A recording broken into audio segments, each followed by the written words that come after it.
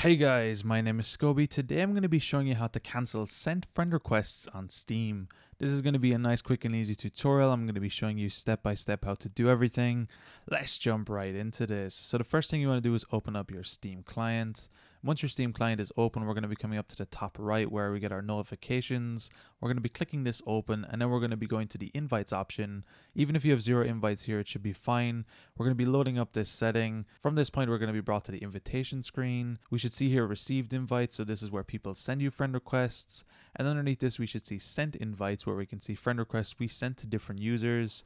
It's really easy to cancel or remove these. All you need to do is locate to the friend request you want to cancel. Come to the right where it says cancel invite. We're going to be clicking this. A small pop-up will come up on screen. We can click cancel invite one more time, and then our sent invite will be cancelled. Anyway guys, it's as easy as that to cancel sent friend requests on Steam. If you guys enjoyed this tutorial, be sure to drop a like.